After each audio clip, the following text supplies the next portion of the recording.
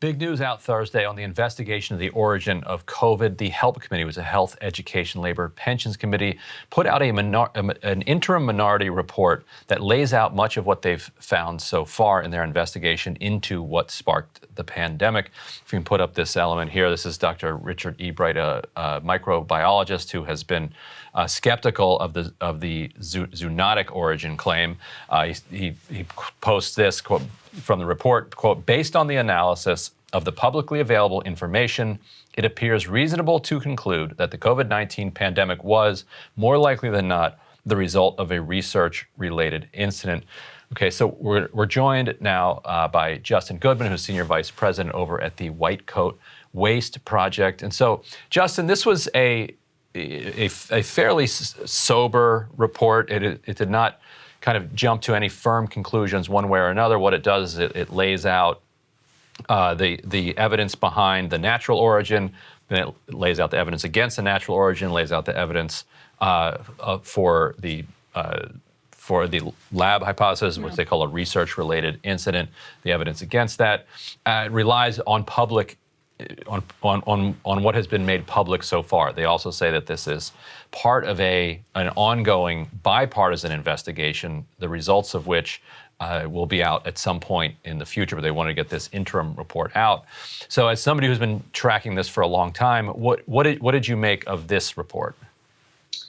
Well, I think this is the second authoritative report that's come out of Congress, the first coming out of the House Foreign Affairs Committee, documenting the evidence we have, no direct evidence, but the evidence we have for both hypotheses of the origins of COVID. And I joined the FBI, and the majority of taxpayers, according to Politico and Harvard polls, a majority of taxpayers, Republicans and Democrats, and Richard Ebright and other scientists, and firmly believing at this point that the evidence we do have points to a lab leak, which is what Richard Burr found in this report that was released today. I think that at this point, the best thing that any of us can be doing is looking forward and not looking backwards, because basically Anthony Fauci, Peter Daszak, and others have given China a 3-year head start on making sure that we never find out exactly what happened.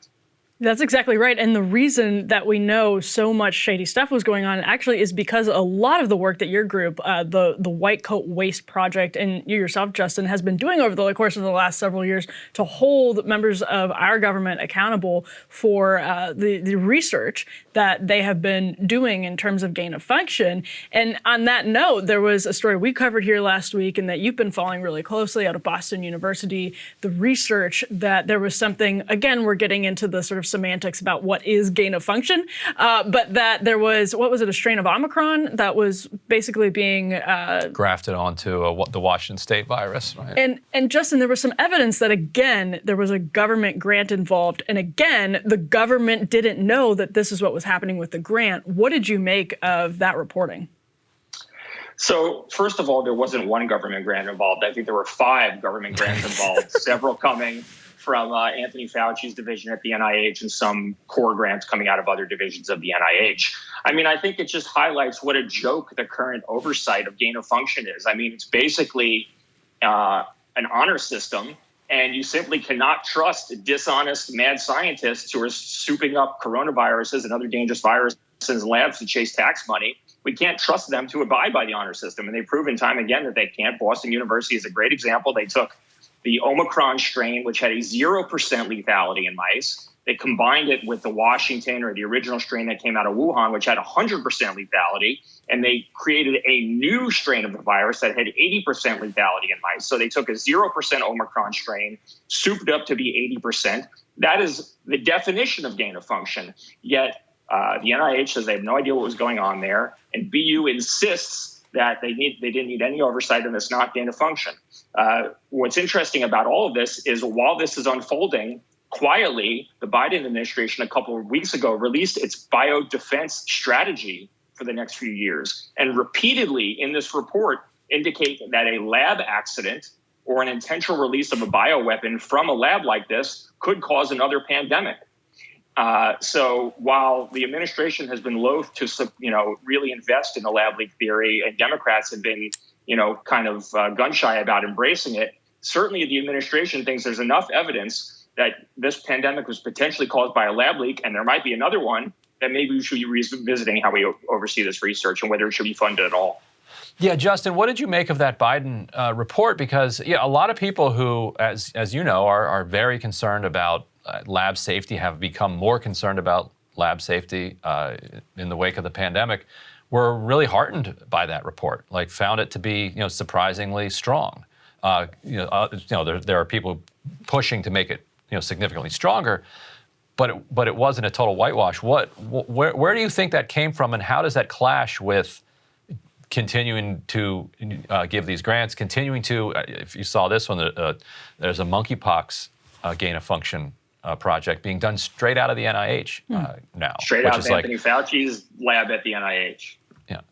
Yeah. So what do you make of that contrast, that the Biden administration itself seems to be at least waking up to some of these risks, while the NIH isn't, which seems kind of more important that the NIH wake up to it? Well, I think we could look at the history of this issue. I mean, in the Obama-Biden administration back in 2014, they essentially banned funding for gain-of-function experiments on coronaviruses because they were too dangerous. And that is a Democrat-led White House took action on that issue. And then that was quietly lifted in 2017, early in the Trump administration, apparently with very little knowledge of the White House, at the urging of Anthony Fauci. I think there's a culture that someone like Anthony Fauci specifically, and listen, I don't have any beef with Anthony Fauci outside of his position and involvement in animal testing. I think you could stand shoulder to shoulder with Fauci on other coronavirus response issues and go toe to toe with him on gain of function and other horrible animal experiments on dogs and other things that we've revealed over the last few years. So I don't have a problem with him outside of that. I want to make that clear. But I think he's created a culture at the NIH where this type of dangerous experimentation is encouraged and oversight of it is diminished to the highest degree possible, where there's basically free reign to do whatever you want and maybe report it and maybe not and hope for the best. But that's been happening since 2001 and the war on terror. And there was billions of dollars dumped into Fauci's division at the NIH for bioweapons defense and research. And a lot of it has turned into this crazy gain of function experimentation that likely caused this pandemic and is, I promise you, going to cause another one if we don't do something about it. Justin, Republicans say, and Kevin McCarthy told me, in fact, that one of the things they plan to investigate if they win the House of Representatives and have a new Congress is the origins of COVID and the origins of the pandemic. And they're saying that's one of the big agenda items come January if they win the House. My question to you would be, who's the first person that you would call to testify, and what are some of the questions that you think absolutely need to be asked? Peter Daszak probably would be number one. I mean, he was on boots on the ground in Wuhan. I mean, he was out there collecting bat samples, working with Batwoman, working with the Wuhan Institute of Virology. Had a very close relationship with the Chinese Communist Party for a long time, spent a lot of time there, and did a lot of their bidding in terms of obstructing investigations into the virus. Continues to until this day, and despite all that, continues to get funding. So I think, for me, he's witness number one. Number two is Fauci, and finding out exactly what was happening in those early conversations and how early he really knew about the potential lab leak. Because we now know through investigations, through FOIA's release to White Coat Waste Project and others, that basically January of 2020, there were conversations happening about this thing looks suspicious. Scientists who since said it probably came from the wet market were saying back then that it looked like a lab leak. It was a very suspicious virus. The spike protein was suspicious. Yet somehow they all did an about face. And guess what? A lot of them have been rewarded for doing that with increased funding. Peter Daszak has received over $20 million in new taxpayer funding just since the pandemic began, including from NIH, including from USAID, including from the DOD. So there's been absolutely no accountability and transparency. I would love to see people who were involved in funding this research and obstructing investigations into the pandemic that's killed 6 million people held accountable. I think what we need to do at this point, and everyone, Democrats and Republicans, should agree about this. This is what taxpayers want. Polls have repeatedly shown this. Pause gain of function again for another 5 years. There's a bipartisan bill introduced by Henry Cuellar, Buddy Carter, and Mike Gallagher to pause gain of function research for 5 years while we get our hands around how and if we can conduct this type of experimentation in a way that doesn't risk causing a pandemic. So ban gain of function and ban funding for animal labs in countries that are literally our enemies and don't have our best interests in mind, like China and like Russia, where we've been sending tax money to animal labs with virtually no oversight about what's happening. So Richard Burr, the top Republican on the Help Committee who signed this minority report, also interestingly used to be chair of the Intelligence Committee, and so presumably has some insight into this from that perspective. But I'm curious what your sense is of where the Democrats are. I'm wondering, the fact that he said that they're still working in a bipartisan fashion with the Help Committee Democrats was at least heartening, because I haven't seen much other public evidence that Democrats are even remotely interested in this. Have you gotten anywhere with Democrats on the Hill on this issue? So in terms of someone signing their name on the dotted line and actually doing something, Henry Cuellar is the only one who's actually done anything, introducing legislation to put a pause on gain of function experiments for 5 years. And did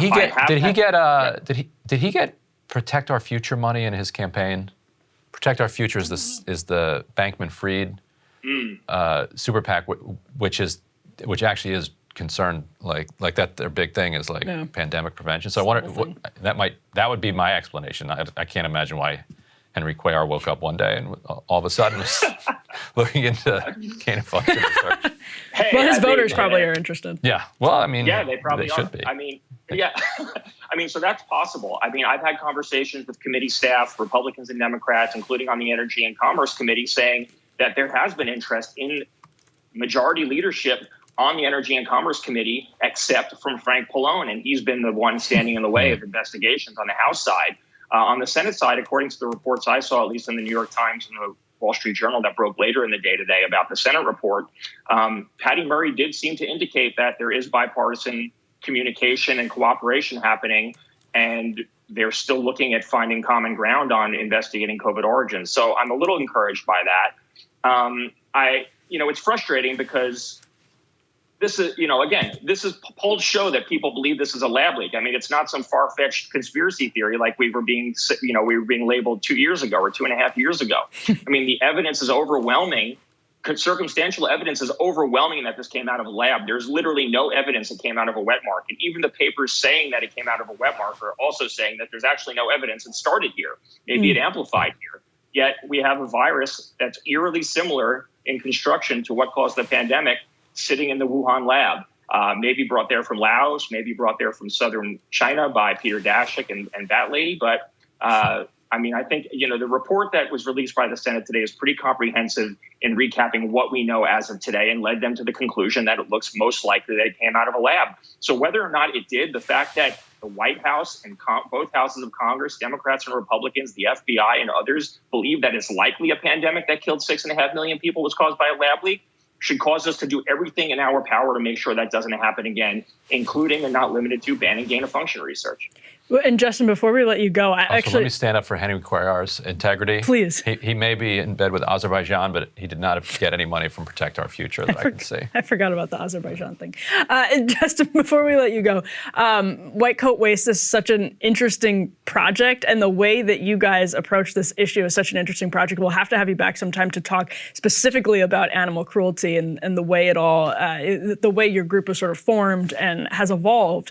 But tell us actually just a little bit about the mission of White Coat Waste, because to Ryan's question about whether Democrats are signing on the dotted line, initially what you guys have been looking at was, well, how do we get Republicans on board with this issue of animal cruelty? That's absolutely right. I mean, White Coat Waste, we consider ourselves to be a taxpayer watchdog group, and we fight to end $20 billion a year in taxpayer funding for animal testing. The government actually outspends the private sector on animal testing 2-to-1. And White Coat was started by my boss, our president and founder, Anthony Bellotti, who was a Republican political operative. And he actually worked in an animal laboratory in high school for an internship and was so horrified by what he saw, he thought, I'm going to go get a toolkit in politics and then one day circle back around and use those tools to fight against animal experimentation funded by the government. So he started White Coat. I was the first employee, and we take on federal agencies that are wasting tax dollars on cruel, dangerous, and in many cases, just completely stupid experiments on animals. So we've actually met with the Trump administration. We met with the Trump White House in January 2020 to warn them about these labs in China, specifically the Wuhan Institute of Virology, getting NIH money. We've been following, people say follow the science. We've been following the money, and that's how we ended up at Wuhan. That's how we exposed Beaglegate, and that's how we're shutting some of these wasteful and cruel programs down. It's just, it's amazing how that positioned you to be looking at what was happening in Wuhan through a mission like that one. And you're a former PETA guy, aren't you, Justin? Yeah, I spent 10 years at PETA working on, their style of advocacy. But, for me, they were not really attacking the root problem of animal experimentation, which is wasteful taxpayer spending. If the taxpayers' money was cut from animal experimentation, we'd change the face of this problem completely. So our work is to unite. We call it, we say uniting liberty lovers and animal lovers to fight against wasteful government spending that hurts animals. And everything we do is bipartisan. I mean, even the gain of function work, obviously Henry Cuellar is involved with bipartisan. And even if things don't have bipartisan support in Congress, every single thing we do work on has bipartisan support from taxpayers. And that's who we're advocating for. I threw some blood on Ryan before we started recording today, but he brought another suit. No animals harmed in the taping of this. Justin, one quick question. Is there one place that has a kind of complete timeline and collection of all of the circumstantial evidence around, both theories or around either theory? I was thinking, do we need to write that still? Like, what's the... So I think, there we go. U.S. Right to Know, our friends at U.S. Right to Know have a great COVID origins timeline that they've put together.